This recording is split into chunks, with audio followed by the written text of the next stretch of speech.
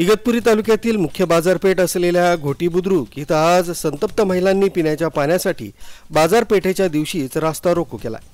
गेल्या 15 दिवसांपासून घोटी बुद्रुक ग्रामपंचायतीचा भोंगळ कारभार आणि नियोजनाच्या अभावाचा नागरिकांना फटका बसतोय।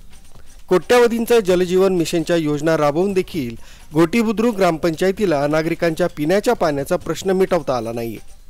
तर याच ठिकाणी मागील शिंदे सरकारमधील पाणी पुरवठा मंत्री गुलाबराव पाटील यांनी देखील घोटीच्या पिण्याच्या पाण्याचा प्रश्न लवकरच मिटवला जाईल अशी ग्वाही दिली होती।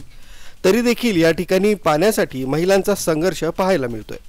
माननीय पंतप्रधान नरेंद्रजी मोदींचं स्वप्न होतं की हर घर नल आणि नल से जल।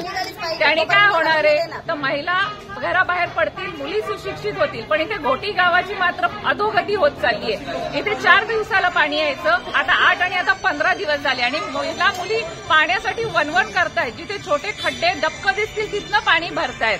काय करायचंय पाण्यासाठी? आणि प्रशासकांना फोन केला तर ते साधा फोन नाही उचलत।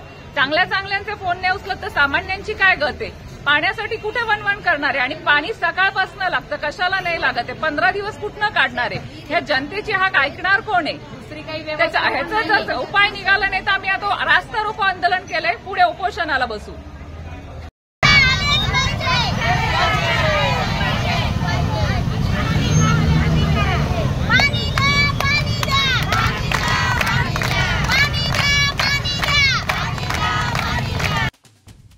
आरबी न्यूज साठी पांडुरंग भांगरे, इगतपुरी।